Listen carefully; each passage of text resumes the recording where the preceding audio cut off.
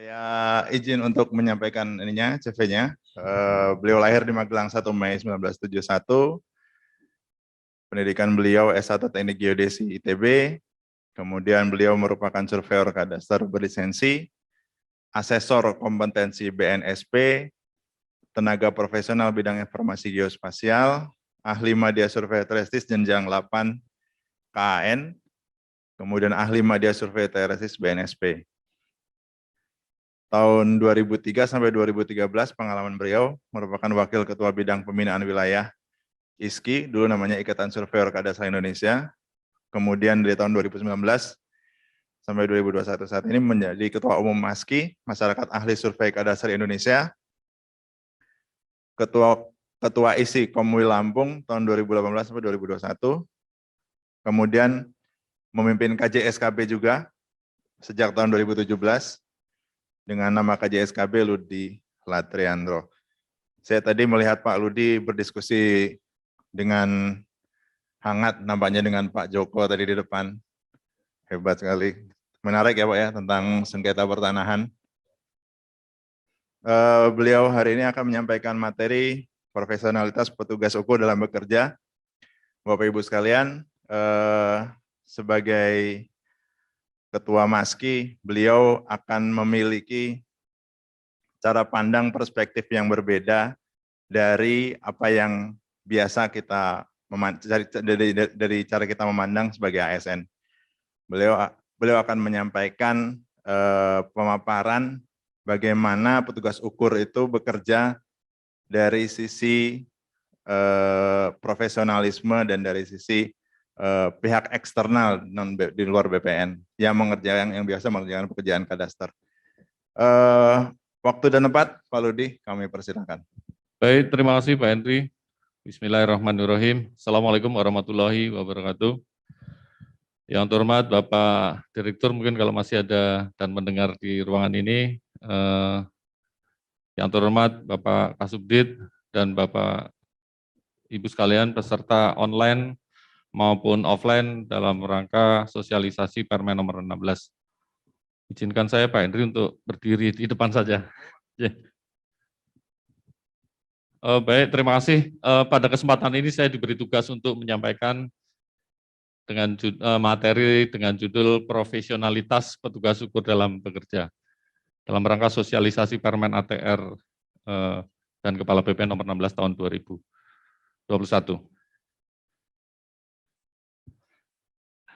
Kayaknya nggak nyampe, Mas. Mohon izin diklik aja. Ya. Perlu kita ketahui apa yang disebut dengan profesionalitas. Ini juga enggak nyala. Oh terlalu kecil. Profesionalitas berdasarkan Kamus Besar Bahasa Indonesia itu adalah berkaitan dengan perihal profesi, keprofesian, atau kemampuan untuk bertindak secara profesional. Jadi orang yang disebut profesional itu pasti yang bertindak secara profesional. Lalu apa yang disebut dengan profesional? Yang pertama adalah bersangkutan dengan profesi, yang kedua memerlukan kepandaian khusus untuk menjalankannya, misalnya juru masak yang profesional gitu. Kemudian tiga, mengharuskan adanya pembayaran untuk melakukan pekerjaan tersebut. Jadi orang yang disebut dengan profesional itu biasanya dia menerima bayaran tertentu. Jadi kalau yang tidak disebut amatir. Nah, lanjut. Siapakah yang disebut dengan profesional? Yaitu orang yang memiliki profesi tertentu dan melakukan pekerjaan sesuai bidang dan kompetensinya. Jadi kalau misalnya Bapak Ibu sekalian ketemu dokter, terus disuruh ngukur, tentu saja meskipun dokter itu profesional di bidangnya sebagai dokter, tetapi dia tidak profesional di bidang mengukur. Jadi tentu saja dia akhirnya tidak menjadi profesional. Lanjut. Nah, definisi profesi adalah bidang pekerjaan yang dilandasi pendidikan keahlian, keterampilan, kejuruan, dan sebagainya. Dan definisi profesi berkaitan dengan Perpres nomor 8 2012, bidang pekerjaan yang memiliki kompetensi tertentu yang diakui oleh masyarakat. Kata kuncinya yang disebut dengan profesi itu adalah dia punya pendidikan, punya keahlian, punya kompetensi, punya profesional, punya tanggung jawab profesi, dan independen, dan melakukan pelayanan pelanggan kepada publik. Maka itu disebut dengan profesi. Oleh sebab itu kita bisa mengintrospeksi diri apakah pekerjaan yang kita lakukan ini sudah bisa disebut dengan profesi. Karena definisi profesi seperti yang disebutkan di atas. Lanjut. Nah, kita sampaikan di sini ada 6 ciri-ciri profesi. Ya, Mas. Yang pertama adalah dijalani secara full time, bukan pekerjaan sambilan. Jadi kalau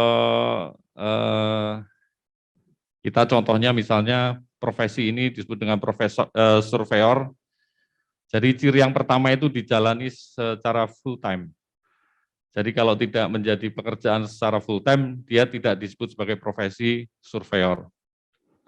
Yang kedua, memiliki latar belakang pendidikan tinggi. Jadi definisi profesi itu dia punya latar belakang pendidikan tinggi, ya disebut sarjana atau S1. Yang ketiga, dikembangkan melalui pendidikan profesi. Jadi ada pendidikannya. Yang keempat, memiliki dan menerapkan etika dan tata laku profesi. Kemudian yang kelima, adanya asosiasi profesi lokal, nasional maupun internasional.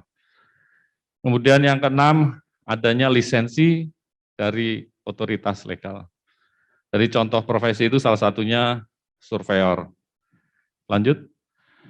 Ada profesi yang lain bisa saja disebut apoteker, kemudian bisa disebut juga dokter, lawyer, dan seterusnya, itu juga disebut sebagai profesi.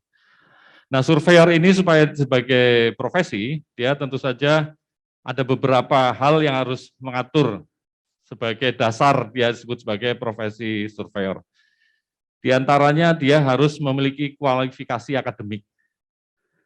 Jadi kalau dia tidak punya kualifikasi akademik, dia tidak bisa disebut sebagai surveyor, profesi surveyor. Kemudian pendidikan profesi atau sertifikasi profesi. Kemudian dia harus menjadi bagian dari organisasi profesi, dia menjadi anggota asosiasi profesi, sehingga dia bisa selalu meningkatkan kompetensinya.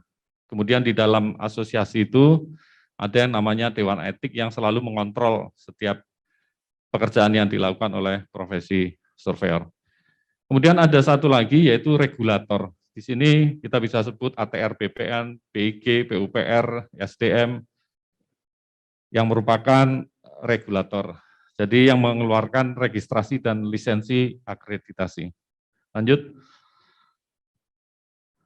Nah, ini layanan surveyor.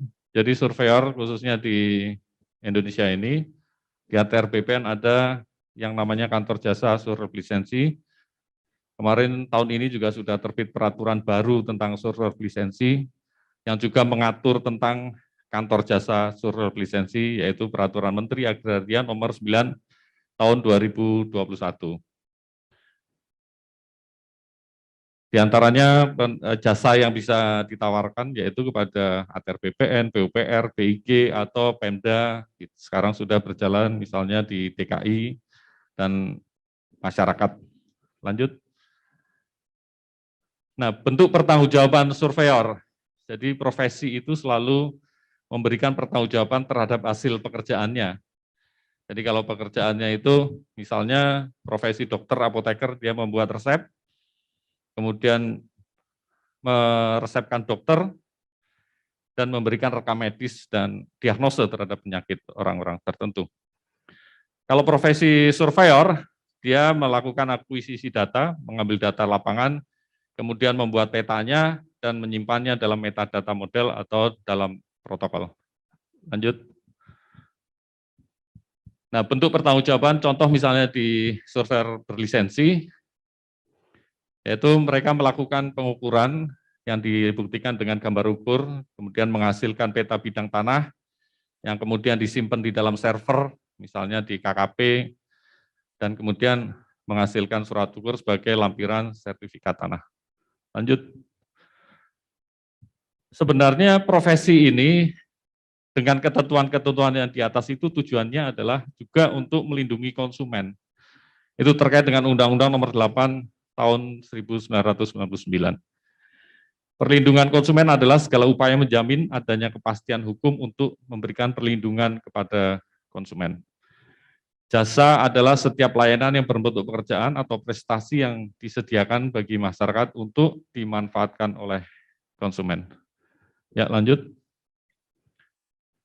Nah, surveyor di Indonesia ini harus memiliki kualifikasi akademik. Jadi seperti di ATR BPN tadi sudah disebutkan, itu di sebelah kanan itu ada level 2, 3, 4, dan 6, dan 7. Yang pertama itu adalah sebelah kanan level 2, itu asisten surveyor kadastar pratama, persyaratannya bisa disebutkan di sana. Kemudian asisten surveyor kadastar muda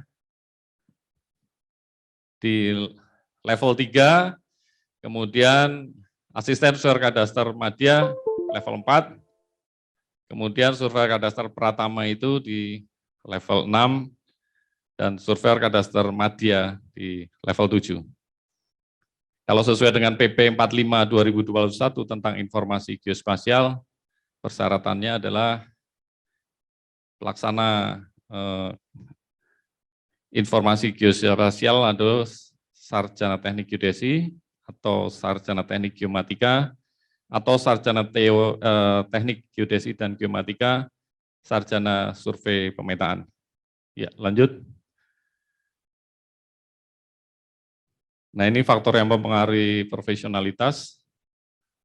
Itu adanya standar profesi, adanya uji kompetensi, kemudian rekomendasi, pelatihan dan magang, peningkatan kompetensi dan pembinaan. Jadi yang disebut dengan profesionalitas itu, sebenarnya kalau kita menyebut dengan profesionalitas itu kan semu gitu ya, tidak ada, kita bicara profesional, mesti harus ada standar-standarnya, dikatakan orang disebut sebagai profesional atau tidak. Orang biasa misalnya, lu kerja nggak profesional amat sih, misalnya gitu kan disebut. Tapi yang disebut dengan profesional itu apa gitu. Makanya kita buatkan standar. Standar apa yang disebut dengan profesional. Ya, lanjut.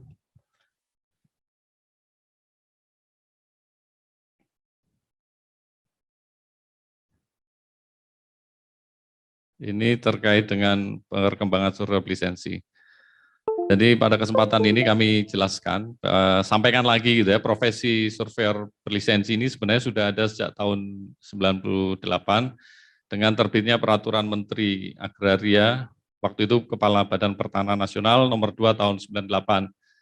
Jadi pada saat itu juga sudah ada kesempatan bagi surveyor berlisensi untuk menerima pekerjaan langsung dari masyarakat dan menerima limpahan pekerjaan dari kantor pertanahan. Tapi pada saat itu kelihatannya profesi ini tidak terlalu berkembang, cuma di beberapa provinsi saja. Mungkin karena tidak terlalu menarik gitu ya. Mungkin orang masih meraba-raba apa sih profesi ini gitu. Apakah ini bisa jadi gantungan hidup bagi saya gitu dengan mengikuti profesi ini. Dengan terbukti bahwa sampai dengan tahun 2009 profesi surveyor lisensi itu masih sekitar 500 orang saja gitu. Jadi dari tahun 98 itu wilayah kerjanya di satu kantor pertanahan, kalau di peraturan 2009 itu di seluruh wilayah Indonesia. Tujuannya adalah agar surveyor lisensi itu menyebar di seluruh wilayah Indonesia. Namun kenyataannya juga masih belum, profesi ini masih belum menarik bagi teman-teman yang lulusan geodesi. Atau mungkin pada saat itu juga lulusan-lulusan geodesi lebih tertarik untuk bekerja di luar bidang kadastral. Kemudian akhirnya muncullah Peraturan Menteri Agraria nomor 33 tahun 2016. Jadi pada saat itu Bapak Ibu sekalian ketahui bahwa ATR BPN memiliki target yang sungguh luar biasa, yang biasanya tiap tahun hanya bisa melakukan pekerjaan 1 juta bidang saja, di tahun 2017 PTSL itu bisa sampai 5 juta, kemudian tahun berikutnya menjadi 7 juta dan seterusnya menambah 2 tahun, 2 juta setiap tahun gitu. Nah, akhirnya Menteri ATR BPN menerbitkan Peraturan Menteri nomor 33 tahun 2016. Jadi di situ pertama kali dikenal yang namanya kantor jasa surveyor berlisensi. Karena sebenarnya Bapak Ibu sekalian, sifat pekerjaan kita itu adalah sebuah pekerjaan tim. Jadi mengapa pekerjaan ini harus dilakukan oleh kantor jasa? Karena kalau kantor jasa itu dia memiliki alat, mempunyai tempat, punya kantor, kemudian ada tempat untuk menyimpan protokol gitu ya. Jadi harus pekerjaan itu dilakukan oleh sebuah kantor, tidak bisa dilakukan oleh per orang demi per orang. Karena pekerjaan itu tadi yang bersifat tim, karena ya kan harus punya alat gitu kan, harus punya tim leader, harus punya pembantu dan seterusnya. Jadi mengapa pada saat itu kita kenal sebagai kantor jasa survei lisensi. Namun sebenarnya sejak tahun Peraturan Menteri 2 tahun 98 itu juga surveyor berlisensi bisa menerima pekerjaan masyarakat itu karena dia juga diperintahkan memiliki kantor gitu ya. Meskipun dia masih disebut sebagai perseorangan, perorangan, tapi dia harus memiliki kantor dan harus pasang plang dan seterusnya. Nah, kenapa pekerjaan itu harus dilakukan oleh sebuah tim? Ya karena sifat pekerjaan itu dilakukan oleh banyak orang dan harus menyimpan arsip yang kita lakukan. Jadi kalau kita melakukan pekerjaan di sekarang, mungkin 2-3 tahun, mungkin tahun ke depan juga berkas itu mungkin bisa ditanyakan oleh seperti Pak Joko tadi, masih bisa kemudian bersengketa di kemudian hari. Sehingga kalau dia tidak punya kantor kan kita susah nyarinya. Siapa sih yang melakukan pengukuran itu? Gitu. Sehingga mereka terikat di dalam satu kantor survei lisensi. Di tahun 2016 itu harapannya PTSL dilakukan oleh pihak ketiga. Kalau menurut Deputi LKPP itu bukan pihak ketiga. Jadi kalau Bapak Ibu sekalian bilang ini PTSL dikerjakan siapa? Dikerjakan ASN atau pihak ketiga gitu. Sebenarnya itu istilahnya adalah pihak kedua. Karena kalau kita berkontra itu kan pihak pertama PPK, kemudian pihak kedua itu adalah KJSB atau PT apa gitu. Jadi kalau pihak ketiga itu kata Pak Deputi itu setan gitu. Kalau kita ingat nasihat orang tua itu kalau kalian jangan berdua-duaan di tempat sepi karena yang ketiga itu adalah setan. Jadi istilahnya itu adalah sebenarnya pihak kedua. Jadi berkali-kali kita dengar bahwa contoh yang terakhir itu ini cerita ya, Bu Ari pada saat kesempatan tertentu di dalam forum itu menyatakan bahwa ternyata pihak ketiga itu pekerjaannya kok nggak bagus-bagus amat ya. Terbukti bahwa kemarin mengadakan pengadaan tanah untuk bendungan itu datanya nggak bisa digunakan semua. Nah waktu itu saya dengar dari Pak Harto yang ikut dalam forum itu, kemudian saya meminta kepada teman-teman pengurus untuk mengecek siapa sih sebenarnya yang melakukan pekerjaan itu. Nah, usut punya usut ternyata dilakukan oleh teman yang kebetulan ikut lelang PTSL yang melakukan pekerjaan di Gorontalo. Jadi di sana kemudian datang kepada Pak Kabid, Bu Kabid dan Kepala Seksi yang terkait, dijawab, lo kan sudah selesai, ya sudah, nggak apa-apa. Gitu. Jadi sebenarnya begini Bapak Ibu, kalau misalnya beberapa Bapak Ibu sekalian, Kabid atau Kepala Kantor itu mengingatkan pada kita bahwa kalau pekerjaan pihak ketiga itu nggak bagus itu. Nah tapi buktinya apa gitu ya, meski sampai sekarang ini belum ada itu surat yang menyatakan bahwa pengukuran pihak ketiga itu dilakukan kurang bagus. Dan Bapak Ibu bisa ketahui bahwa yang dimaksud dengan pihak ketiga juga misalnya PTSL gitu. PTSL itu kan ada yang swakelola, ada juga yang betul-betul dilakukan oleh pihak kedua tadi gitu. Nah sekarang ininya jadi sulit karena ternyata teman-teman survei lisensi itu yang di kantor pertanahan juga melakukan pekerjaan yang sama. Jadi kontrolnya itu sangat sulit gitu ya. Nah kami berharap ke depan misalnya ada teman-teman survei lisensi yang berada di kantor pertanahan atau di Kanwil melakukan pekerjaan-pekerjaan yang tidak sesuai dengan hasil pekerjaannya, kami berharap bersurat saja gitu. Karena di Peraturan Menteri Agraria Nomor 9 2021 yang sekarang ini, semua teman-teman survei lisensi termasuk yang ada di kantor pertanahan itu berkewajiban menjadi bagian dari asosiasi profesi. Jadi yang menjadi anggota dari MASKI. Jadi Kenapa menjadi anggota MASKI? Yaitu tadi karena harus ada pendidikan secara profesional. Secara profesi mereka harus menjadi bagian dari profesi. Tadi kan disebutkan syarat-syarat sebagai profesi itu apa? Salah satunya menjadi bagian dari asosiasi. Kemudian di 2016 itu ternyata tidak banyak juga teman-teman yang mendirikan kantor jasa survei lisensi. Padahal kalau misalnya 5 juta saja, 5 juta bidang itu, kemudian yang 4 jutanya atau 3 jutanya diserahkan kepada pihak kedua, tentu saja saat itu harus ada sekitar 300 kantor jasa survei lisensi. Namun kenyataannya pada saat itu baru ada sekitar 60, jadi mungkin Pak Dirjen juga cemas juga ya, gimana ini nanti yang mengerjakan siapa. Akhirnya tanpa kami ketahui juga, akhirnya terbit juga Peraturan Menteri Nomor 11 2017 yang memungkinkan pihak kedua lainnya di luar kantor jasa survei lisensi itu ikut serta dalam pekerjaan PTSL. Jadi sebenarnya kalau pertanggungjawaban itu kan pekerjaan itu secara profesi. Kalau PT yang lain itu kalau ada masalah kan PT-nya bisa bubar dan direkturnya belum tentu juga mengerti tentang profesi pekerjaan kita gitu ya. Direkturnya mungkin bisa saja sarjana ekonomi atau mungkin sarjana yang lain yang kemudian tidak paham terhadap pelaksanaan pekerjaan PTSL itu sendiri. Sehingga terbit Permen nomor 11 2017 yang Bapak Ibu sekalian sudah tahu bahwa akhirnya pekerjaan PTSL yang diviakan kedua itu ada KJSB dan PT gitu ya, PT atau CV yang bergerak di bidang survei pemetaan. Dan itu bergulir terus hingga sampai sekarang PTSL masih berjalan dengan posisi sesuai dengan Permen nomor 11 2017. Sehingga akhirnya terbit Peraturan Menteri nomor 9 2021 yang Bapak Ibu ketahui bahwa sekarang beberapa istilah dirubah gitu ya, dari yang tadinya kantor jasa KJSKB sekarang menjadi surveyor kantor jasa survei lisensi. Lanjut Mas. Nah ini perubahannya yang dulunya disebut sebagai survei kadastar lisensi berubah nama menjadi Surlis, kembali lagi di Peraturan 298 istilahnya juga survei lisensi.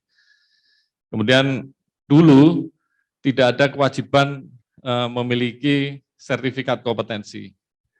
Jadi mungkin betul juga bahwa teman-teman surveyor berlisensi yang melakukan pekerjaan kemarin-kemarin itu ternyata melakukan pekerjaan juga tidak pas gitu ya, karena yaitu tadi karena memang belum ada persyaratan kompetensi.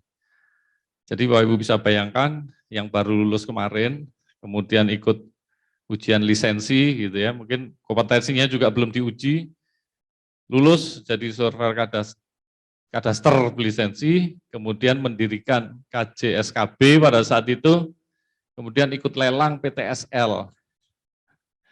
Ikut lelang PTSL, kemudian karena lelangnya itu bisa berdasarkan harga terendah, dia nawar dengan harga terendah misalnya ya, harga dengan sangat murah. Nah itu yang kemudian mengakibatkan beberapa memang sudah kami teliti dan kami survei bahwa teman-teman yang melakukan banting-banting harga itu kualitasnya memang sangat rendah. Meskipun ada beberapa yang menawar dengan harga sangat rendah, kualitasnya baik. Mungkin dari sisi finansial mereka tidak untung mungkin ya untuk sekedar mengejar nama. Tapi sebenarnya Bapak Ibu sekalian, pekerjaan kita ini kan tidak berhenti di situ saja. Karena pekerjaan ini seperti Pak Dir sampaikan, bahwa pekerjaan ini tanggung jawabnya seumur hidup.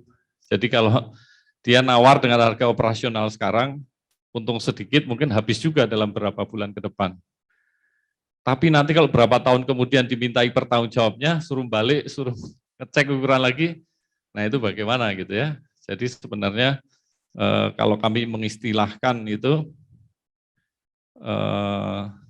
seperti halnya hit and run gitu ya. Yang penting sekarang dapat, besoknya lari gitu. Nanti kalau ditanya, ya yang bertanggung jawab kepala kantornya gitu. Akhirnya kan seperti itu sampai sekarang.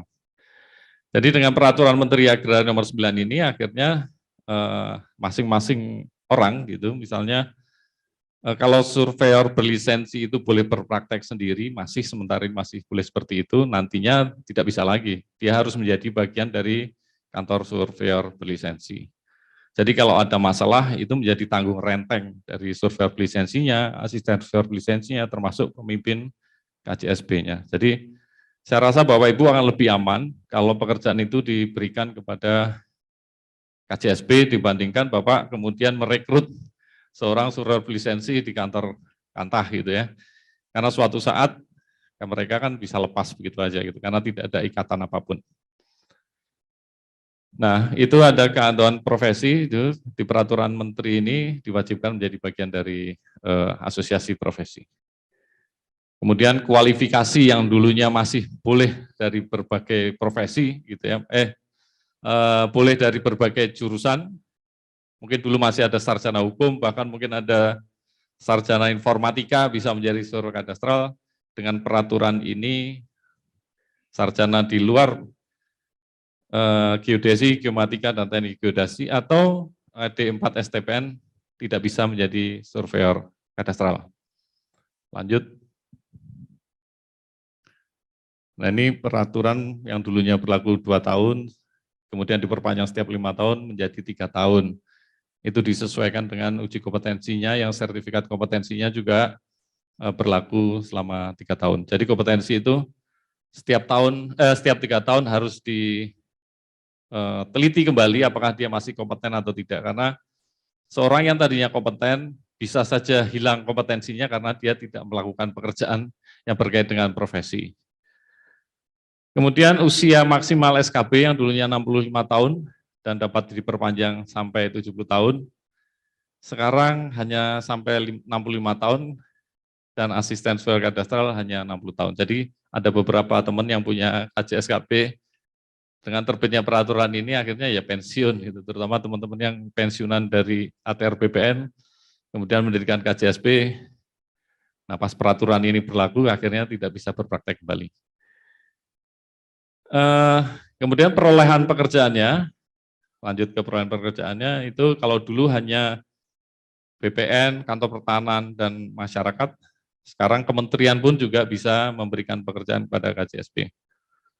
Jadi kalau Pak Tri Wibisono memberikan pekerjaan langsung kepada KJSKB, itu masih memungkinkan. Kalau dulu tidak mungkin karena tugasnya hanya di Kanwil, kemudian ataupun di Kantah.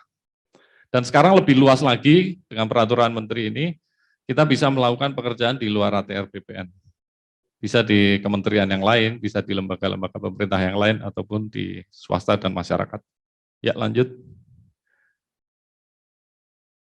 Nah, ini surveyor berlisensi dapat berupa perseorangan atau membuat KJSKB, dan sekarang harus membentuk KJSB atau bergabung menjadi anggota KJSB.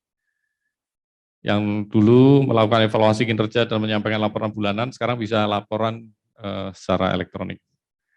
Dulu belum diberlakukan kode etik, sekarang dengan adanya MASKI, adanya Dewan Etik, mungkin dalam beberapa waktu ke depan Pak Menteri akan melatih Dewan Etik dari surveyor lisensi.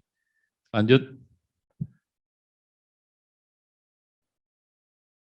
Kita bisa lihat perbandingan jumlahnya petugas ukur ASN dengan surveyor lisensi. Jadi pada tahun 2017 terjadi peningkatan yang sangat pesat dari jumlah dari surveyor lisensi, sampai sekarang sudah 15.000 lebih.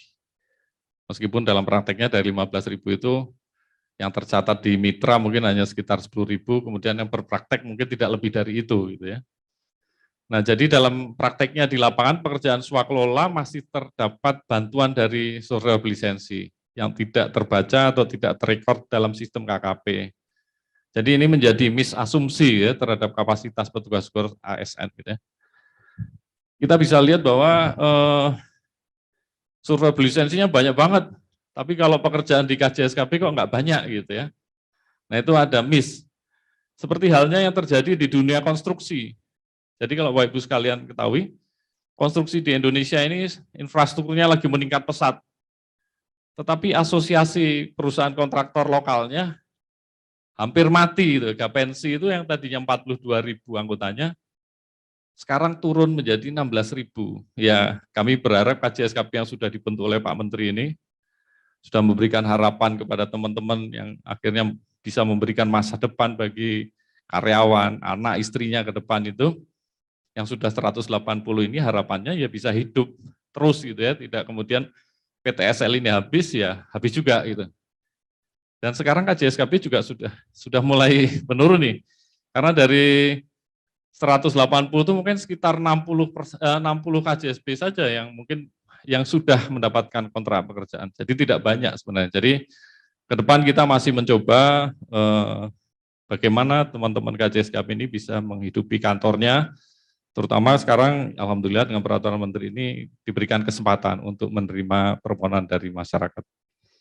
Jadi kalau mereka nagih pekerjaan, ya kita bisa bilang, ya kamu bisa cari pekerjaan sendiri kan, gitu. Meskipun sebenarnya ya harus kita ini, karena KJSP sejak berdiri itu dihantam dari sisi perusahaan gitu ya, kita mendapat pekerjaan, kemudian dilawan oleh perusahaan yang memang sudah mapan. Tentu saja teman-teman yang baru berdiri ini tidak bisa bersaing dengan perusahaan yang memang sudah mapan. Kemudian yang kedua, ya dengan adanya swakelola gitu ya, akhirnya kita tidak bisa melakukan kontrak dengan pekerjaan itu. Karena harga satuannya juga kalau swakelola kan lebih rendah dibandingkan harga satuan yang diberikan kepada pihak kedua tadi. Ya, jadi ya mudah-mudahan ke depan KJSKP ini bisa hidup gitu ya, KJSP ini bisa hidup karena ya investasi alat, sumber daya manusia gitu ya, itu juga cukup berat gitu kalau tidak ada kesempatan bekerja. Ya, lanjut. Nah, ini kita bisa lihat survei lisensi, itu ada dari vokasi, ada lulusan D1, ada lulusan S1 sekitar 6%, kemudian ada kerjasama dengan Pemda, kerjasama dengan di top Angkatan Darat, kemudian ada kerjasama dengan Kemendikbud, ada kerjasama dengan Kementerian Tenaga Kerja dan seterusnya. Itulah sumber-sumber dari survei lisensi. Lanjut. Nah, akhirnya kita perlu kompetensi, jadi akhirnya supaya bisa mengontrol bahwa orang-orang yang melakukan pekerjaan di ATR BPN itu memang punya standar tertentu, sehingga perlu yang disebut dengan sertifikasi kompetensi. Kita profesi menjamin bahwa misalnya kantor pertanahan memerlukan surveyor kadastral gitu, level 6 misalnya gitu ya. Nah, dengan uji kompetensi ini kita bisa menjamin bahwa apa yang diberikan itu memang betul-betul level 6 gitu. Kemampuannya setara dengan level 6. Atau kalau perlu dengan asisten surveyor kadastral misalnya perlu level 4, ya tentu saja dengan sertifikat kompetensi ini kita bisa menjamin bahwa yang Bapak Ibu butuhkan itu memang betul-betul di level 4.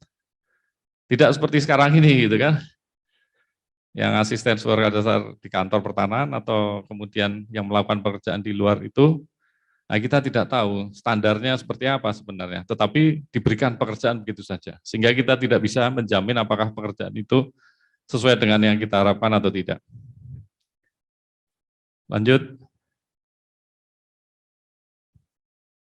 Lompat kayaknya Mas. Oh iya. Ya. Nah itu sebelah, ya. Survei kadastral itu ada 3 aspek yang harus dia kuasai gitu ya. Ada aspek teknis, kemudian aspek yuridis dan administrasi. Jadi kalau sebagai surveyor itu mestinya, survei kadastral khususnya, mestinya dia harus mampu terhadap melaksanakan pekerjaan sesuai dengan SKK ini bidang informasi geospasial.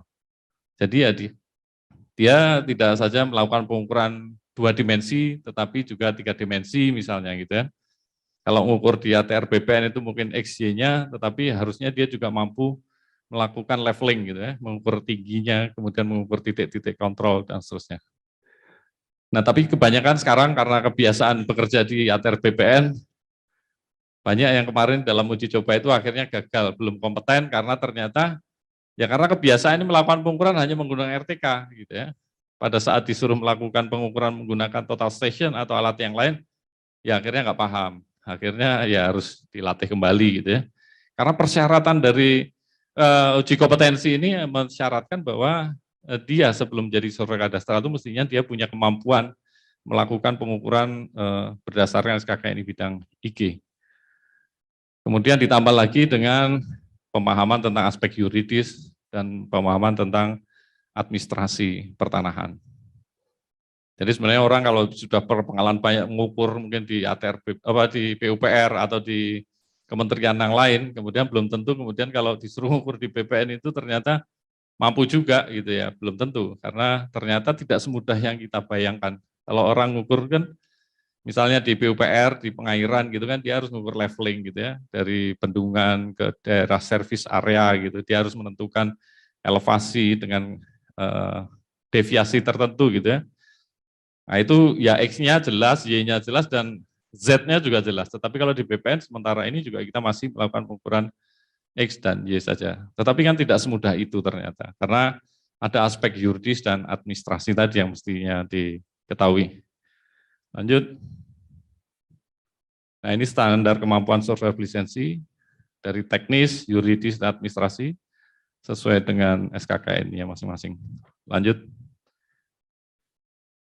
Nah ini menciptakan surveyor berlisensi yang kompeten, itu persyaratannya sudah ada semua sekarang, tinggal kita uji kompetensinya itu sampai sejauh mana, karena perangkat-perangkatnya itu sudah ada. Salah satunya ada Permen nomor 9 2021, kemudian ada Permen 7 2020 yang akhirnya direvisi, karena belum ada kesiapan dari lembaga sertifikasi profesi, ditambah menjadi 16 bulan ke depan, setelah bulan September kemarin. Jadi persyaratan untuk uji kompetensi itu diperpanjang sampai awal Januari 2023. Tapi kalau Permen 9 diberi kesempatan sampai Januari 2022. Skema bidang survei kadastralnya sudah disahkan, SKKN bidang kadastralnya sudah. Jadi tidak ada alasan lagi kita tidak bisa menciptakan survei lisensi yang kompeten. Jadi tidak ada alasan lagi nanti Bapak Ibu kecewa dengan pekerjaan pihak kedua tadi, karena asalkan Bapak Ibu sekalian tidak menggunakan orang-orang yang tidak kompeten gitu ya. Orang yang misalnya level 4 gitu ya, dia diberi kewajiban melakukan pekerjaan di level 7, ya tentu saja akhirnya tidak sesuai dengan diharapkan. Jadi kalau Bapak misalnya butuh Avanza 1.500, ya harusnya asosiasi profesi KJSB mengirimkan Avanza yang 1.500, bukan Avanza yang kemudian 1.000 gitu ya. Sebagai vendor tentu saja menjamin bahwa kendaraan yang diberikan itu sesuai dengan spek yang Bapak Ibu harapkan. Lanjut.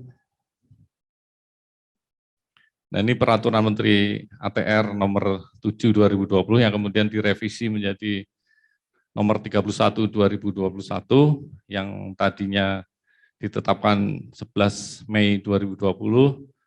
Kemudian kemarin tanggal 20 September 2020 diperpanjang waktunya selama 16 bulan, mungkin nanti akan berakhir di 20 Januari 2023. Sasarannya adalah untuk survei lisensi, asosiasi profesi bidang survei kadastral, badan usaha KJSB, kemudian lembaga pendidikan dan pelatihan, kemudian yang kelima LSP. Isi dari Permen tersebut adalah penjenjangan kualifikasi, penerapan untuk pelaksanaan pendidikan dan pelatihan, sertifikasi kompetensi kerja, pengembangan sumber daya manusia, pengakuan kesetaraan kualifikasi, pembinaan dan pengendalian. Nah, ketentuan peralihannya ini, survei lisensi yang masih berlaku lisensinya wajib memiliki sertifikat kompetensi kerja di bidang survei kadastral 1 tahun. Nah, ini ditambah menjadi 16 bulan ke depan. Survei lisensi yang akan melakukan perpanjangan masa berlaku lisensinya wajib memiliki sertifikat kompetensi. Nah, ini masih diberi kesempatan sampai 16 bulan ke depan. Nah, ini tergantung dengan kesiapan LSP. Jadi sudah ada 4 LSP yang diberikan rekomendasi oleh ATR BPN, yaitu LSP isi, LSP geospasial, geomatika, dan kadaster. Lanjut. Nah, ini tentang Permen tadi sudah kita bahas. Mungkin ini ada persyaratan di bab ketiga ini, mungkin dari Januari 2022 teman-teman KJSKB itu harus merubah namanya sesuai dengan ketentuan dalam Permen itu paling lambat Januari 2022. Lanjut. Izin Pak Ludi, Ya. waktunya 5 sampai 7 menit lagi Pak. Baik. Setelah itu Ya, diskusi. lanjut. Lanjut Mas. Ya. Nah ini ketentuan peralihan. Jadi 1 tahun sejak diundangkan peraturan menteri ini, mungkin akhir tahun nanti juga Januari 2021 harus dilaksanakan. Jadi teman-teman yang kadang-kadang kita tidak bisa kontrol itu adalah teman-teman survei lisensi yang ada di Kantah gitu ya. Ada beberapa Kantah yang petugas ukurnya hanya 4, tetapi survei lisensinya, asisten survei lisensinya itu lebih dari 20. Jadi kalau peraturan ini segera dilaksanakan ya bisa saja jadi lumpuh gitu ya. Jadi mulai dari sekarang mestinya bersiap-siap gitu ya, mulai mengikuti peraturan menteri ini. Bahkan ada beberapa yang masih lupa gitu ya, lupa bahwa lisensinya itu sudah habis, tapi masih diberikan surat tugas gitu. Jadi masih ada sehingga ya nanti kalau misalnya itu terjadi kan berarti produknya itu jadi cacat hukum karena sebenarnya dia lisensinya sudah tidak berlaku, tetapi masih menerima tugas dari kantor pertanahan. Lanjut.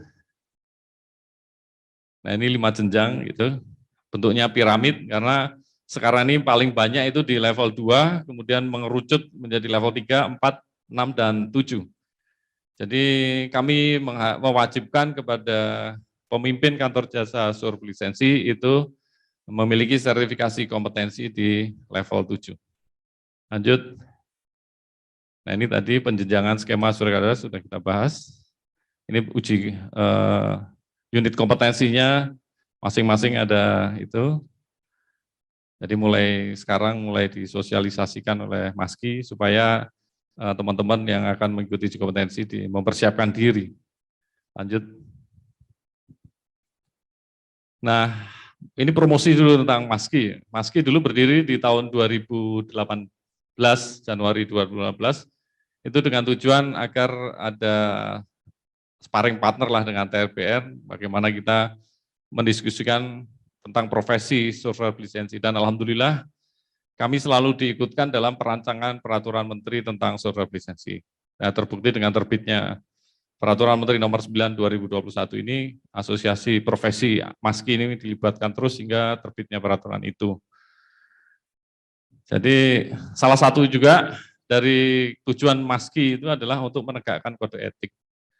Pak Menteri selalu bilang kepada kami semua di asosiasi, pokoknya asosiasi ini akan saya jadikan asosiasi satu-satunya di bidang kadastral, asalkan kalian bisa menindak anggotanya yang melakukan malpraktek gitu, artinya yang melakukan pekerjaan-pekerjaan tidak sesuai dengan ketentuan gitu.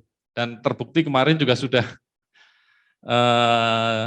karena belum ada dewan etik, akhirnya juga ada beberapa kantor jasa survei lisensi yang dicabut izinnya karena melakukan tindak pidana itu, pemalsuan dan seterusnya itu. Akhirnya sudah ada beberapa yang tidak mendapatkan izin. Lanjut. Nah ini kita sudah tercatat di dalam Dirjen AHU, sehingga keberadaan Maski ini sudah sah. Lanjut. Fungsi Maski diantara wadah berhimpun, media pembinaan, media koordinasi, mediator dan pusat informasi, dan fasilitas advokasi. Lanjut. Nah ini peran Maski dalam percepatan sertifikasi kompetensi, yaitu menentukan standar profesi, uji kompetensi, rekomendasi terhadap lisensi dan izin KJSP, kemudian pembinaan kepada anggota, pelatihan dan magang, dan meningkatkan jumlah kompetensi. Lanjut. Nah, dengan Peraturan Menteri Nomor 9 Tahun 2019 ini, Maski membuat aplikasi yang namanya SiMaski. Jadi dulu tahun 98 sebenarnya kita sudah diberi kesempatan untuk menerima pekerjaan langsung dari masyarakat. Tetapi izin itu tidak saja tanpa masalah gitu ya, karena beberapa teman menerima pekerjaan masyarakat, uangnya sudah diterima, tetapi pekerjaan tidak selesai. Atau mungkin yang melakukan itu memang tidak kompeten gitu ya, akhirnya jadi masalah. Nah, dengan aplikasi ini kita mirip seperti aplikasi Gojek atau mungkin Tokopedia gitu, mirip seperti itu. Jadi masyarakat melakukan permohonan melalui aplikasi ini, dia bisa memilih KJSP yang punya bintang tertinggi misalnya, atau sesuai dengan wilayah tertentu, atau dia yang sudah biasa dengan KJSP tersebut, uang dibayarkan melalui aplikasi ini, dan uang itu masuk ke dalam rekening escrow gitu. Jadi uangnya ditahan, dan kemudian aplikasi itu menunjuk KJSP untuk melaksanakan pekerjaan. Setelah pekerjaan itu dilaksanakan dengan baik, dan pemohon ini sudah menyatakan menerima hasil pekerjaannya, baru dibayarkan. Jadi tidak ada kemungkinan pekerjaan tidak selesai, tetapi uangnya hilang gitu. Jadi kalau dulu masih ada kemungkinan itu karena sulit mengontrolnya, dengan aplikasi ini harapannya bisa mengontrol. Jadi aplikasi ini diciptakan sebenarnya menyesuaikan dari lampiran dari Peraturan Menteri Nomor 9 tahun 2021. Jadi untuk mempermudah, ya sekarang kan kita bisa tahu aplikasi-aplikasi yang sudah berjalan, aplikasi komersial seperti Gojek dan seterusnya itu, masyarakat dengan mudahnya bisa memesan ini, memesan itu, dan bahkan dengan produk-produk spasial gitu ya, mereka bisa paham. Mudah sekali gitu ya, yang dulu kita membayangkan orang-orang Indonesia itu sulit gitu, apalagi di level pendidikan yang tidak setara gitu ya, tidak ada pendidikan untuk ini, ternyata nyatanya bisa, dengan mudah dia bisa membaca. Dan kami membuat aplikasi ini, harapannya juga nanti masyarakat dengan mudah bisa membaca dan tidak sulit, dan mengerti juga berkaitan dengan masalah-masalah spasialnya. Karena kita tahu bahwa di Indonesia ini lebih dari 2 juta itu pengguna internet, jadi mungkin harapannya ya semuanya sudah terkait dengan internet di jaringan. Lanjut. Nah, ini pelayanannya adalah permohonan, verifikasi, kemudian hitung biayanya, kemudian melakukan pembayaran, pengukuran dan pengolahan, kemudian upload hasil. Lanjut. Nah, ini mungkin saya cerita sampai di kode etik ini, bagaimana kita meningkatkan profesionalitas surveyor itu karena ada kode etik gitu ya. Harapannya dengan kode etik ini sebagai panduan profesi surveyor itu melakukan pekerjaannya. Yang pertama adalah berperilaku jujur, bersikap profesional seperti yang disampaikan di awal tadi, kemudian memiliki integritas, bertanggung jawab, berperilaku adil, berperilaku arif dan bijaksana, menjunjung tinggi harga diri, berdisiplin tinggi, berperilaku rendah hati, dan yakin akan kebenaran. Jadi kira-kira dengan 10 itu sudah bisa mencegah dari malpraktek surveyor, baik itu surveyor umum atau surveyor berlisensi. Jadi slide selanjutnya itu menguraikan definisi dan seterusnya, rincian-rincian pekerjaan yang harus dilakukan berkaitan dengan kode etik ini. Mungkin nanti slide-nya bisa dibagikan kepada peserta pertemuan ini. Mungkin itu yang bisa saya sampaikan, mungkin saya kembalikan kepada Pak Hendrik. Kalau ada sesi tanya jawab, kami bertiga ada Waketum Maski, Pak Slamet, ada Pak Harto yang berkaitan dengan sertifikasi. Silahkan kalau mau bertanya kepada kami bertiga, kami persilahkan. Baik, terima kasih Pak Ludi atas waktunya. Beri aplaus dulu Pak. Pak Ludi. Di Zoom kita, saya lihat ada beberapa KJSB yang ikut hadir juga Pak. KJSB Agus Adi Budianto, Ruli Saragi, Heri Mulyadi, dan beberapa yang lain. Barangkali nanti ingin mengajukan pertanyaan atau berdiskusi dengan Pak Ludi. Baik, saya buka sesi tanya jawab. Kita yang di ruangan dulu atau yang di Zoom dulu nih kira-kira? Yang di Zoom dulu ya, baik. Saya beri waktu dan kesempatan untuk 3 penanya dari yang ada di Zoom. Silakan. Jika ada yang mau bertanya, raise hand dulu atau mau langsung bertanya.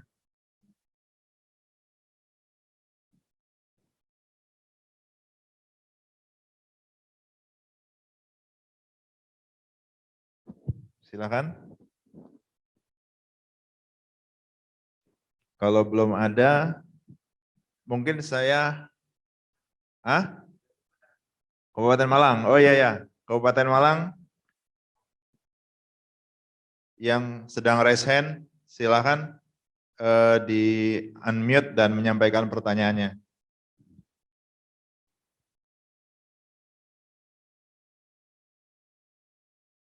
Mas Wisam, bisa di itu unmute?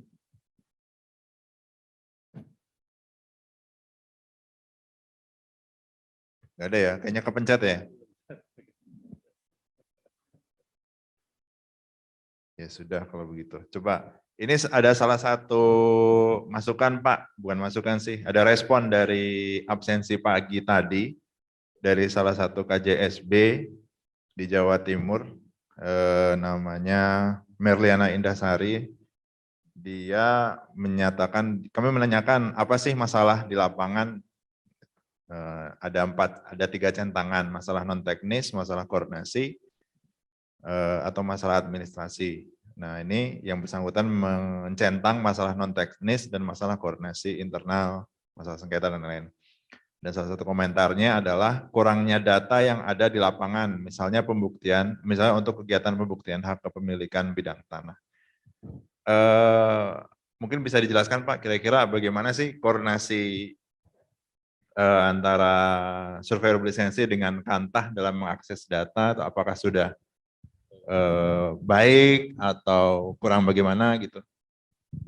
Ya, baik, sebenarnya di dalam Peraturan Menteri Agraria Nomor 9 Tahun 2021 ini, cuma itu di lampiran yang terakhir itu, jadi sebelum kita melakukan pekerjaan pengukuran, itu ada 3 kolom. Yang pertama dari pemohon, kemudian KJSB, kemudian yang paling kanan itu adalah kolom dari ATR BPN. Jadi di kolom ketiga ini kita diharapkan ada koordinasi dengan ATR BPN sebelum melakukan pengukuran. Jadi setelah kita menerima permohonan dari masyarakat, kemudian mengecek permohonannya, data dan selengkapnya, ini unit kompetensinya ada di surveyor berlisensi. Jadi teman-teman yang sudah level 7 mestinya bisa menerima permohonan masyarakat karena dia sudah bisa ngecek seperti petugas yang di loket gitu, juga harusnya KJSB yang sudah di level 7 bisa meneliti berkas. Nah, selain meneliti berkas itu kemudian dia mencoba untuk koordinasi dengan kantor pertanahan yang bersangkutan. Di kolom paling 3 itu, di paling kanan itu ada kolom untuk ATR BPN, itu bisa dilihat di lampiran Peraturan Menteri Nomor 9 2021. Jadi kemarin kita juga sudah berkoordinasi dengan Pak Kasubdit, Pak Rohmat, kami juga sudah berkoordinasi dengan Pusdatin, bahwa nanti koordinasi dengan ATR BPN itu harapannya secara online, jadi tidak seperti zaman dulu. Jadi kalau tahun Permen 2 tahun 98 itu kami sebelum melakukan pekerjaan itu ya bukai peta-peta manual gitu, tidak bersengketa atau tidak gitu ya. Semua berkas itu ada di Peraturan Menteri 298 itu kami memiliki hak bahwa pada saat kita menerima permohonan masyarakat, kantor pertanian yang bersangkutan harus memberikan data selengkap-lengkapnya kepada surveyor berlisensi. Jadi ini juga, tetapi harapannya dengan peraturan menteri ini, kita sudah ngecek dan mendapatkan persetujuan dari ATR BPN itu secara online. Dan Pak Direktur waktu itu juga bilang, ya nggak usah nunggu-nunggu, nanti kalian malah dihambat-hambat gitu, kita lihat secara online aja gitu. Dan nggak ada juga teman-teman ATR BPN yang mestinya nongkrongi permohonan gitu ya. Nongkrongin, nah itu nggak ada. Nah harapannya nanti secara online saja. Jadi kalau dulu pada saat kita melakukan pengukuran itu kami diizinkan melihat saja KKP gitu ya, sekitarnya seperti apa. Itu kemudian bahkan waktu itu boleh mendownload SHP-nya Pak, sekitar itu, sehingga pada saat kita melakukan pengukuran kita punya data ukur di sekeliling tanah yang akan dilakukan pengukuran.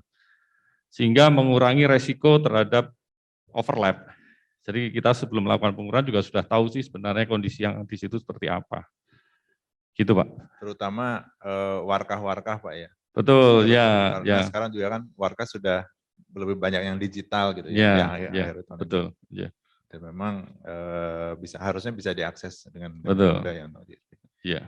Baik, pertanyaan dari Zoom, apakah ada? Silakan. Baik, kalau gitu yang di ruangan saja. Sebutkan nama dan asalnya Pak ya. Cek. Assalamualaikum warahmatullahi wabarakatuh. Saya Waalaikumsalam. Wirauda Pak dari Kanta Kabupaten Tangerang. Siapa Pak? Wirauda Pak, kemarin kita ketemu hari Kamis sama Jumat. Iya. Masih nanya yang sama sih Pak sebenarnya. Tapi sebelumnya saya ucapkan terima kasih kepada Mas Ki karena sangat-sangat membantu untuk seperti perkataan Bapak kemarin mengatasi kutu loncat. Nah itu satu. Yang kedua, saya pengen nanya gini Pak. Mas Ki atau KJSB bisa mencetak dan mentandatangani peta bidang yang setahu saya kalau salah mohon koreksi, itu dari dulu peta bidang itu adalah produk dari BPN, salah satu produk dari BPN. Nah kalau semisalkan KJSB bisa mentandatangani dan mempunyai produk sendiri, itu dengan kita BPN sendiri itu gimana? Apakah berbeda PBT-nya atau sama atau setiap KJSB itu punya contoh PBT sendiri-sendiri? Nah itu. Yang kedua mengenai data. Tadi Bapak kemudian menyebutkan bahwa dari BPN memberikan akses full untuk data plottingan dan lain-lain. Setahu saya plottingan dan lain-lain itu adalah warka hidup. Kalau salah mohon dikoreksi Pak. Nah itu terkait itu bagaimana? Sekian, terima kasih Pak. Baik, ada 2 pertanyaan Pak Ludi. Mau langsung dijawab? Silakan Pak. Ya Pak, berdasarkan peraturan Menteri nomor 9, lagi-lagi berdasarkan peraturan itu, memang kantor jasa surat lisensi itu menandatangani Pak PBT. Sama halnya dengan kita melaksanakan pekerjaan PTSL. Pak. PTSL itu kantor jasa surat lisensi yang mendapatkan kontrak terhadap pekerjaan itu, pemimpinnya juga menandatangani PBT. Dan formatnya saya rasa sama seperti itu Pak. Cuma kalau di pekerjaan rutin mungkin nanti kami belum ini ya Pak, karena kemarin juga masih kita konsolidasi juga dengan Pusdatin, dengan Pak Idin kan, tadinya pekerjaan pengukuran penggambaran seterusnya masuk dalam aplikasi ini, tapi kita sepakat bahwa aplikasi ini hanya di interface-nya saja, tetapi nanti pada saat kita melakukan pengukuran dan seterusnya, itu sudah masuk ke pekerjaan, ke aplikasi mitra. Jadi kemarin Pak Anjang juga menyampaikan itu, kalau bisa di dalam uji coba itu ya kita sudah terpisah gitu, supaya beban itu tidak menjadi beban kantah, jadi kelihatan seperti kalau kita melakukan pekerjaan validasi via ketiga gitu, sebenarnya via kedua ya Pak. Nah validasi via ketiga itu juga sudah dipisahkan gitu ya, biasanya dilakukan oleh kantor pertanahan itu dengan akun itu, tapi di aplikasi itu sudah bisa kelihatan PT mana yang mengerjakan. Nah itu nanti juga harapannya dengan pekerjaan itu juga sudah terpisah. Itu yang pertama berkaitan dengan PBT, kemudian yang kedua tadi, nah itu, jadi sebenarnya pada prinsipnya Pak, seperti kalau kita sebenarnya Pak, tugas pengukuran yang diberikan kepada surat lisensi itu sama persis dengan petugas ukur sebenarnya. Cuman kita kan berada di luar, jadi keterkaitan data itu mestinya bisa diberikan oleh kantor pertanahan. Jadi termasuk warkah dan seterusnya. Seperti pada saat kita melakukan pengukuran, terutama misalnya pada saat pengembalian batas gitu ya Pak, mungkin kita perlu data GU yang lama dan seterusnya itu mesti kita bisa dapatkan. Nah kalau tidak bisa didapatkan ya kita mungkin nggak bisa melakukan pekerjaan itu gitu Pak. Jadi saya rasa ya itu Pak, supaya pekerjaan pengukuran diberikan oleh masyarakat yang kemudian diizinkan oleh kantor pertanahan itu ya sama persis dengan pekerjaan kalau misalnya petugas ukur ASN itu melakukan pekerjaan pengukuran. Mungkin itu Pak. Cukup jelas Pak jawabannya? Masih nggak tahu.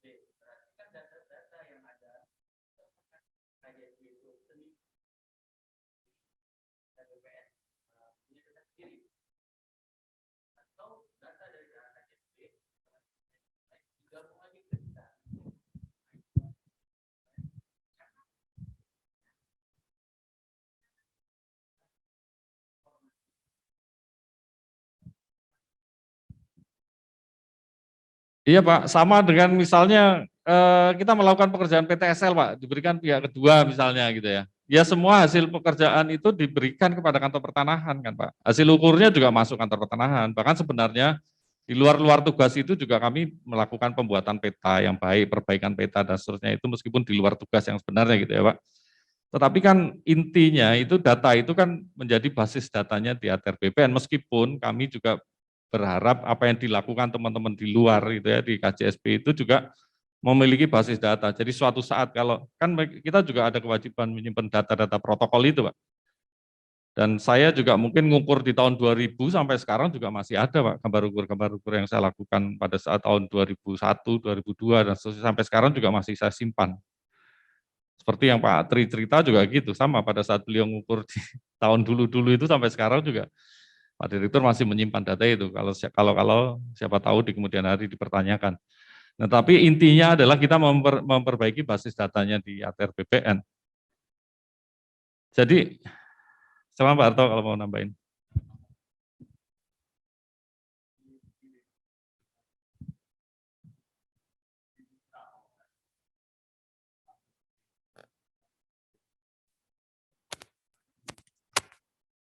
Diminta ya kita nggak akan repot-repot ya, kita cari kerjaan di tempat lain. Nah, salah satu saya ingat betul tuh tahun 95, 96 itu awalnya adalah adjudikasi. Dulu itu awal mula kenapa swasta dilibatkan. Karena tadi progresnya sangat terbatas, sementara ada kebijakan zero growth untuk petugas ukur. Waktu itu ada Bank Dunia ya, dipinjami uang dari Bank Dunia untuk percepatan pendaftaran tanah. Jadi pakai namanya LMPDP, PAP, ada beberapa kali lah, termasuk ralas ya. Nah yang terakhir tentu yang PTSL ini, jadi mulai tahun 2017, bahkan kami ingat betul ketika Pak Deputi waktu itu Pak Irawan Sumarto, kita bolak-balik ke ruangan beliau untuk merumuskan gimana caranya ini biar makin cepat percepatannya. Nah, kebetulan Pak Ludi ini juga tetangganya Pak Hendarman Supanji, kita beberapa kali juga audiensi untuk merumuskan soal itu. Dan alhamdulillah di 2016 itu kita waktu itu ditawarin untuk membuat perpres untuk membantu PTSL ini sertifikasi tanah yang programnya 5 juta, 7 juta dan seterusnya tadi.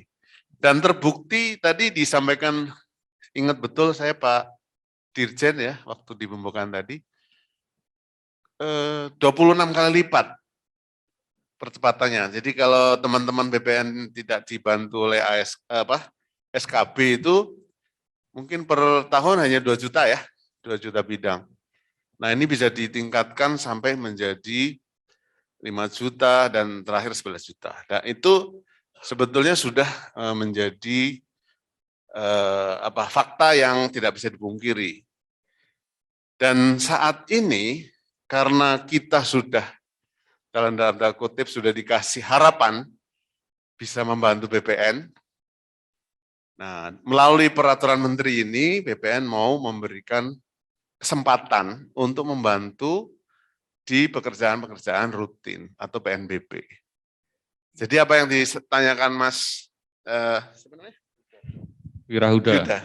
Wirayuda, ya kan kita kemarin ngukur objeknya sama, standarnya sama, kemudian juga hasilnya juga sama, hanya prosedurnya saja yang berbeda. Kalau selama ini mungkin yang dulu-dulu kita ikut ngantri di loket, itu kan sama dengan menambah beban juga ya di loket. Nah sekarang teman-teman Maski berinisiatif karena boleh menerima pekerjaan langsung dari masyarakat, menurut Permen, dibuatlah aplikasi si Maski, sehingga masyarakat bisa mendaftar. Seperti halnya Mas Wirayuda mau mendaftar Gojek, gitu. Nah itu bisa melewat aplikasi itu. Nah mudah-mudahan ini bisa memberi jembatan ya, menjembatani masyarakat agar yang tadi dengar cerita di BPN kalau ngukur ngantrinya panjang karena pekerjaannya banyak, itu bisa dikurangi. Kira-kira begitu arahnya Mas. Jadi produknya sama karena standarnya sama. Pusdatin mengeluarkan standar standarisasi layer, topologi, segala macam, itu kan sama juga.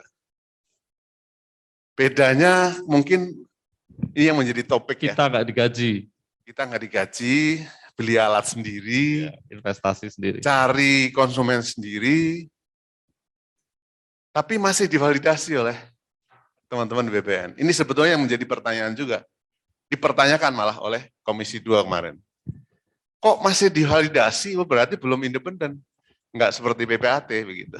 Itu kira-kira Mas. Ya PNBP kita bayar aja.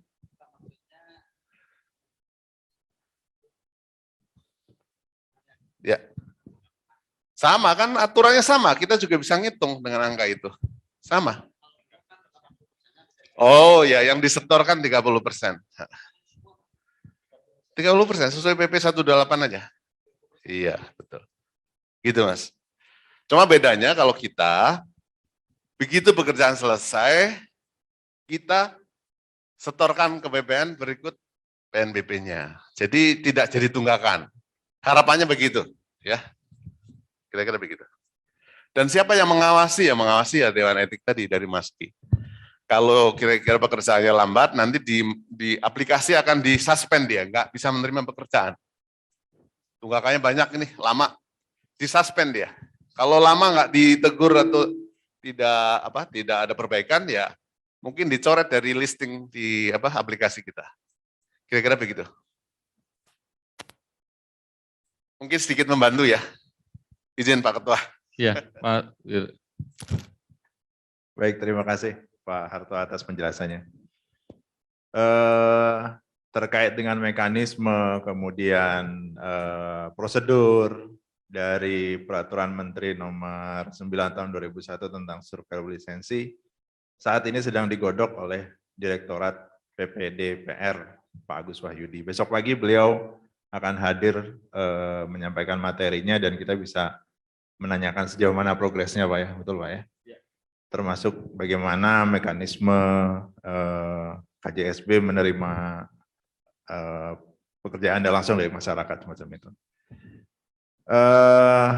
Ada pertanyaan dari Zoom, Pak Hendrik Worisio dari Papua Barat, Manokwari. Saya persilahkan waktunya untuk menanyakan langsung pertanyaannya. Pak Wisang, coba dibuka. Pak Hendrik yang di Zoom, silakan.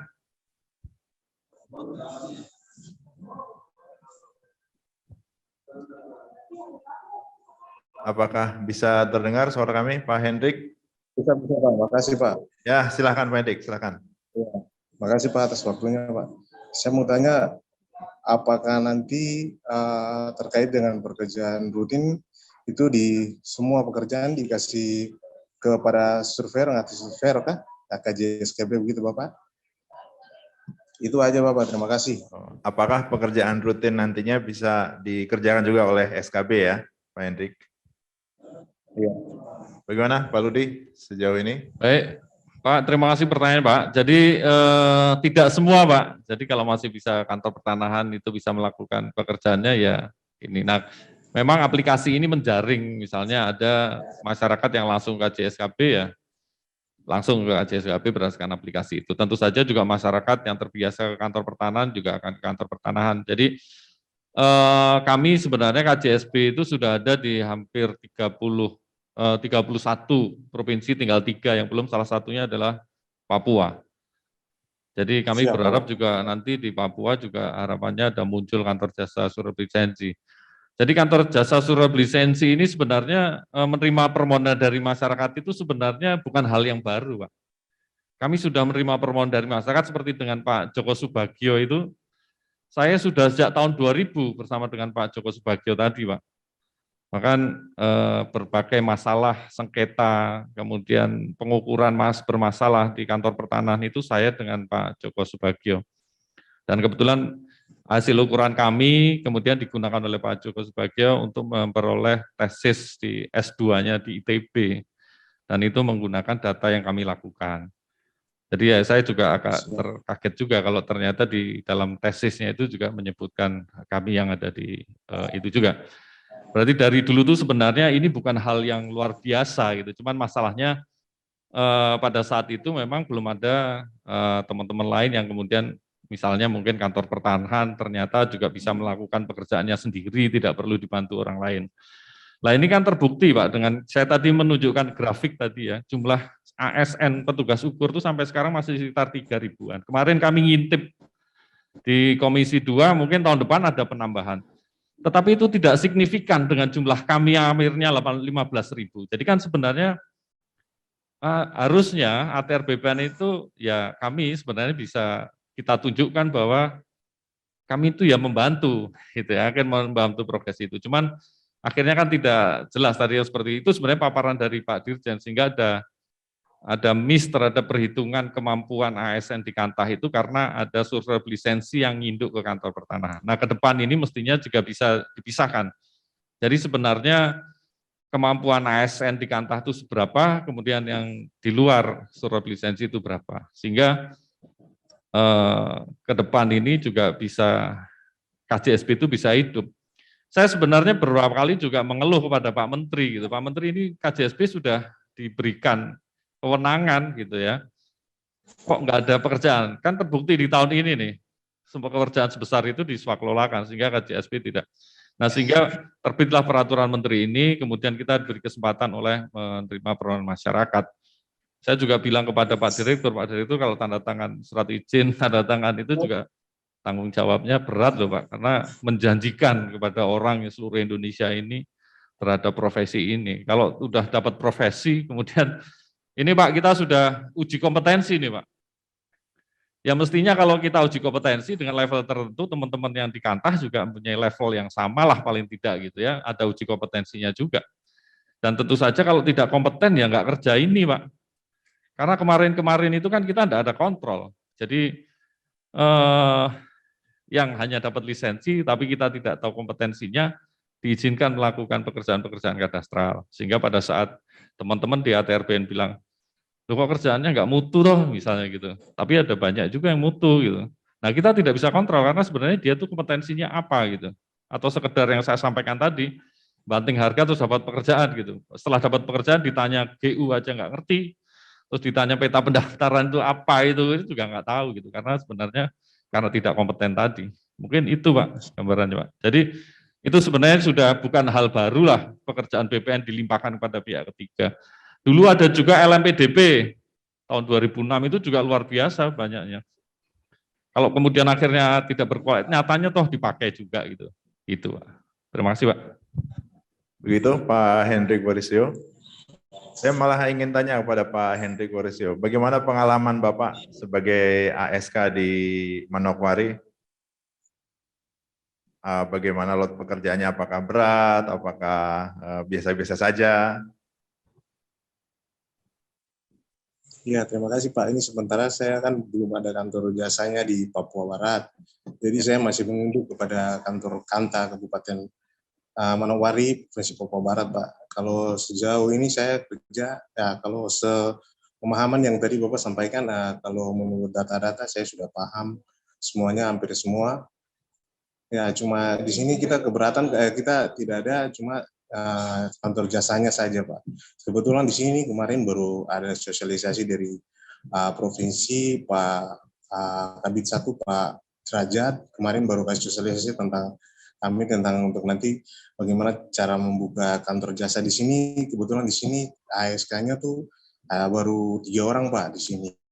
Sedangkan yang ASKB itu ada sekitar 6 orang. Jadi belum bisa, kemarin kita baru disampaikan ya mungkin dalam minggu depan atau minggu ini kita bisa mau ngurus untuk membentuk kantor jasanya di sini gitu Pak.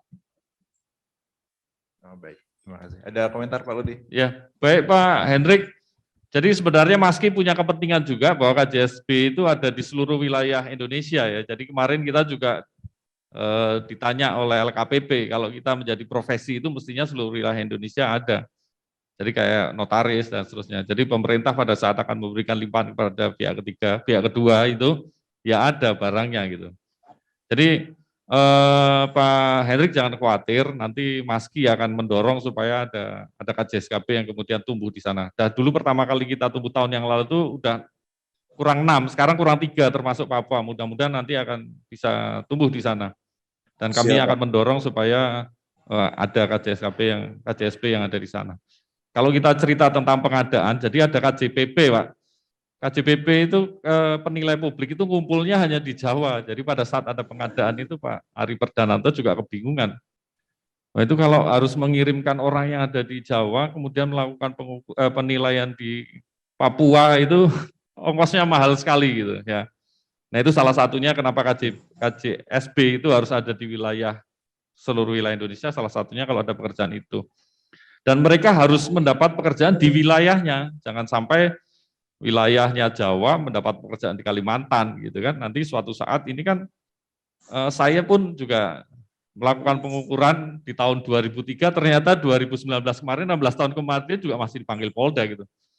Untuk ini apakah betul pengukuran ditanya aja gitu. Itu memastikan bahwa ukuran tahun 2003 itu betul. Jadi kalau misalnya pekerjaan dilakukan oleh teman-teman yang tidak berada di wilayahnya ya nanti ke depan pasti akan ada kesulitan masalah itu. Demikian Pak Hendrik. Terima kasih juga Siap, Pak Hendrik. Pak. Terima kasih Pak Hendrik atas Makasih banyak, Pak. sharingnya. Masih ada komentar atau sudah cukup? Baik, ada pertanyaan dari ruangan. Mic-nya tolong ke depan.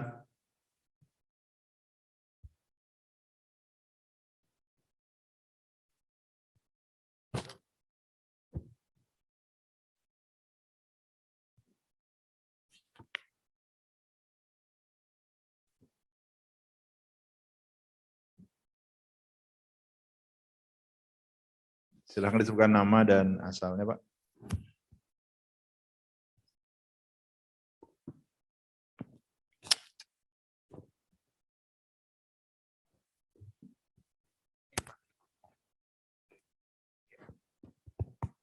Assalamualaikum warahmatullahi wabarakatuh. Saya Irfan Setiawan Pak dari BPN Jakarta Pusat Pak. Hanya mau ini aja Pak, mau izin Pak. Menindaklanjuti Pak Udah tadi Pak dari dari Kabupaten Tangerang. Masalah peta bidang tadi Pak. Kalau peta bidang yang mentandatangani kan berarti kan KJSKB juga masuk Pak. Berarti tanggung jawab KJSKB sama BPN mesti sama Pak ya berarti kan. Nah selama ini yang tidak bisa dipungkiri fakta tanggung jawab kita sama. Tapi yang saya rasakan dan saya lihat juga dalam waktu ada masalah Pak, izin waktu ada masalah pemanggilan polisi sampai kejaksaan itu dari KJSKB nggak ada Pak. Justru yang dipanggil kita orang BPN Pak, yang ada namanya di sertifikat, yang termasuk satgas fisiknya saya atau ketua timnya termasuk satgas yuridis itu yang dipanggil kami. Nah, satu itu Pak.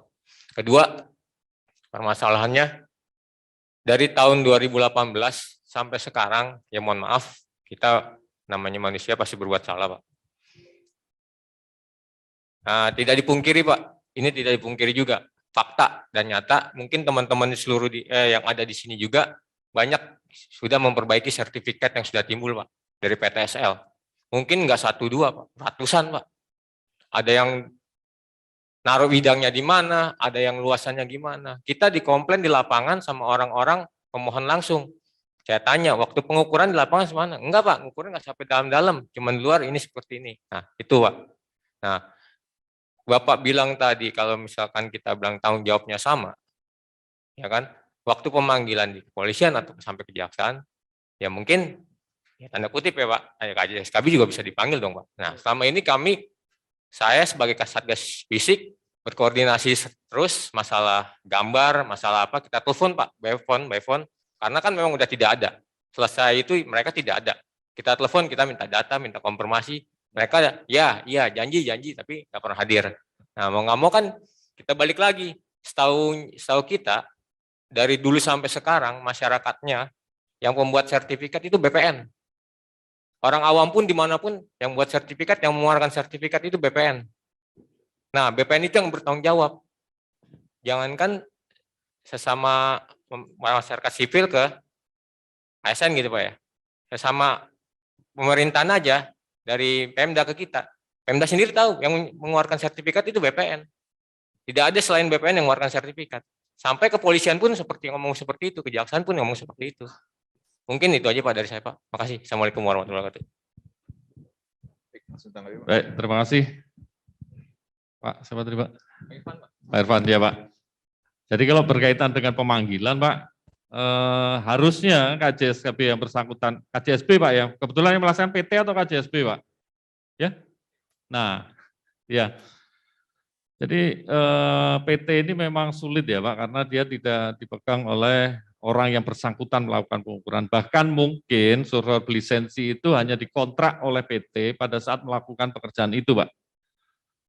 Nah kalau KJSB itu kan pemimpinnya juga surat lisensi. Tentu saja misalnya Bapak kalau kesulitan seperti itu bersurat aja kepada kami Pak, ke Maski. Jadi di Maski itu ada aplikasi pengaduan Pak. Jadi dulu pernah Pak Kabid Riau itu mengadukan kepada kami terkait dengan pekerjaan-pekerjaan seperti itu Pak. Dan sudah ditindak Pak, ininya dicabut Pak, lisensinya dicabut, kemudian izin KJSB-nya dicabut.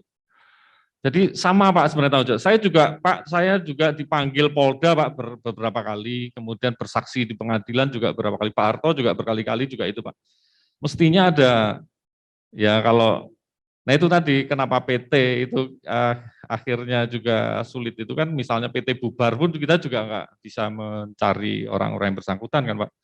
Tapi kalau kantor jasa surat lisensi kan masih orangnya, pemimpinnya pun juga surat lisensi. Tapi kalau PT, direkturnya tidak ada kewajiban untuk surat lisensi. Bahkan anggota asosiasi perusahaan pengukuran pemetaan itu juga tidak ada syarat pemimpinnya itu surat lisensi. Tapi kalau KJSB kan ada, Pak. Nah, tapi kalau Bapak tadi mengeluh berkaitan dengan ditelepon-telepon tidak ada segala macam ya, Bapak pertama bisa melaporkan PT-nya untuk di blacklist, Pak. Kemudian yang kedua juga bisa melaporkan surat lisensinya kepada kami. Nanti kami laporkan kepada Pak Menteri untuk dicabut lisensinya.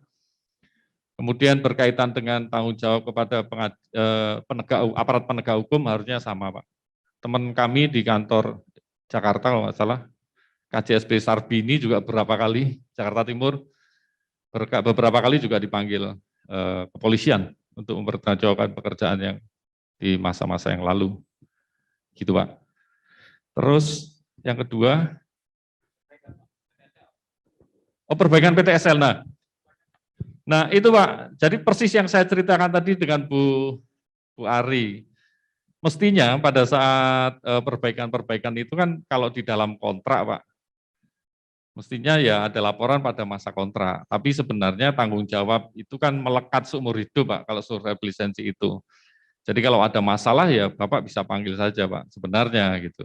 Di luar kontrak pun, makanya saya bilang, apakah teman-teman yang kemudian mendapat pekerjaan itu dengan cara banting-banting harga itu tidak memikirkan masa depan gitu ya. Terus yang dia berdomisili di Jakarta kemudian menawar pekerjaan di Kalimantan itu apakah dia tidak berpikir semacam itu? Nah yang persis saya ceritakan tadi Bu Ari Yuriwin waktu pengadaan itu juga, tapi kebetulan teman ini saya minta untuk datang ke sana lagi Pak, meminta. Jadi misalnya dulu kan kenapa itu berubah itu gini Pak ceritanya, kalau cerita yang Bu Ari itu. Jadi pada saat melakukan pengukuran, karena wilayahnya jauh remote area sana, orang-orang suruh datang untuk menunjukkan batasnya itu ya setengah hati gitu. Ya sanalah. Ya kan harus diukur dan harus diselesaikan. Kemudian diukur Pak, divalidasi oleh kantor pertanahan, diterima, kemudian dicetak, keluar peta bidangnya, kemudian sampailah terbit ke sertifikat. Jadi Pak sertifikat.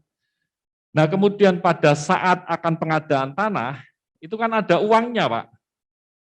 Ada uangnya, jadi orang berpikir, nah ini ada duitnya, tanahku jangan sampai salah. Akhirnya orang yang tadinya pada saat PTSL itu males-malesan menunjukkan batas, akhirnya pada saat akan pengadaan diukur lagi itu ya nunjukkan datang gitu, takut tanahnya kurang karena dibayarnya takut kurang, akhirnya datang juga. Nah tapi pada saat kawan yang melakukan pengukuran saat itu saya minta datang kembali ke Gorontalo, yang mengerjakan orang Jogja tuh datang lagi ke sana, ya nanya kepada Kasih dan Kabidnya, apa Pak yang bisa dibantu? Nah itu kan tanggung jawab dia harusnya seperti itu. Tapi kata Bu Kabid dan Pak Kepala Seksinya, sudah selesai ya, tapi harapan kami itu nanti kalau ada masalah itu ya ada komunikasinya gitu. Nah, terus kalau berkaitan dengan orang nanya yang menerbitkan sertifikat itu BPN hanya ya iya Pak, betul.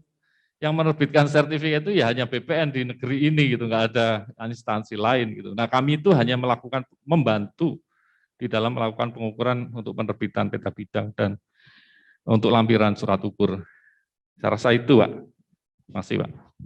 Baik, terima kasih atas paparannya Pak Ludi. Karena waktu sudah maghrib ya Bu MC. Nampaknya kita cukupkan sampai sekian. Harapan kita semua profesionalisme tidak hanya menjadi idealisme belaka, tapi menjadi jiwa kita semua, menjadi bagian dari keseharian kita semua. Kita tutup sampai di sini, Pak Ludi. Ada sepatah dua patah kata untuk penutup, silakan. Terima kasih Bapak Ibu sekalian atas perhatiannya. Kami mohon dukungan terhadap profesi ini ke depan. Jadi salah satu dukungannya adalah itu tadi yang Bapak sampaikan tadi, misalnya memberikan masukan kepada asosiasi, misalnya terjadi malpraktek atau melakukan pekerjaan yang tidak sesuai ininya, kami harap ada masukan gitu kepada kami, sehingga kami bisa menindak. Ada Dewan Etik sekarang sebentar lagi akan dilantik oleh Pak Menteri gitu. Jadi kita bisa menindak atau bahkan sampai sejauhnya kita bisa cabut lisensinya. Mungkin itu yang bisa kami sampaikan, Pak. Terima kasih. Baik, terima kasih. Beri aplaus buat Pak Ludi Ratyanto. Demikian sesi ketiga pada hari ini, sekaligus untuk yang terakhir. Kita akan lanjutkan besok. Saya Henry, mohon maaf jika ada salah-salah kata dan kekurangan saat saya menyampaikan, memoderatori acara ini. Terima kasih atas perhatiannya. Assalamualaikum warahmatullahi wabarakatuh. Waalaikumsalam warahmatullahi wabarakatuh.